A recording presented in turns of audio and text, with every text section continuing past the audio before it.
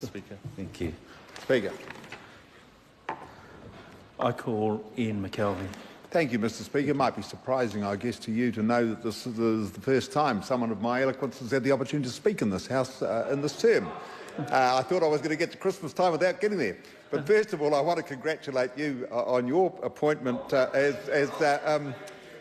Speaker. And, of course, we're very fortunate to both live in the same electorate, the very good electorate of the Rangitikei, which, of course, you represent a good piece of as well. So thank you for that, Mr. Speaker. I want to comment very briefly on this bill. I want to make a couple of comments. The Maritime Transport Amendment Bill, third reading. I want to comment very briefly on it and just to make a couple of comments about some comments Minister Jones made earlier on when he talked about relieving business of the burden of bureaucracy. And I guess when sitting in the government that surrounds itself with the bureaucracy, it's very refreshing to hear that. I also thought he made an interesting point that whilst this is a burden on business, very few businesses actually commented on the issue of compulsory drug testing in the course of that. I also wanted to make a bit of a comment on the previous Speaker, Paul Eagle's talk about the Chathams. I've never been to the Chathams myself, and I'd welcome a trip with him any time he wants to take me. Just briefly on the bill, Mr. Speaker,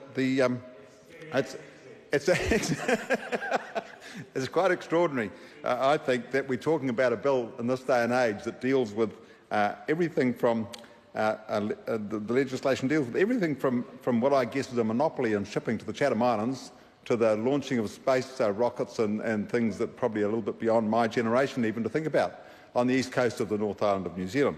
And so that's the nature of legislation we put through this House, and that's the complication of legislation that the chair of the Select Committee at the time, Jonathan Young, talked about when he made his speech on the third reading of this bill.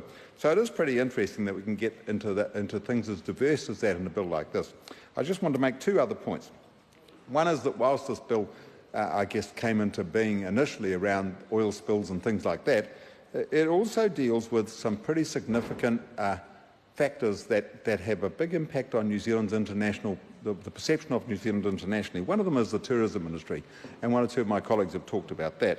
And we cannot afford to take risks with these industries, and this bill goes to some extent protects that industry, but I think that will be where the risks, in my view, are in not, I guess, making compulsory drug testing part of this game and things like that. But I also understand the reasons for that, because I do think that at the end of the day, personal responsibility comes into a whole lot of things, and those people that are involved in these industries, whilst they work in them, they also have a responsibility to themselves and their fellow workers to make sure that they do behave in a rational manner.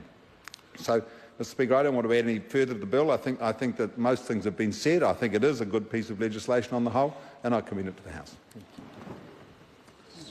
I call Maya Lubeck, 5-minute call.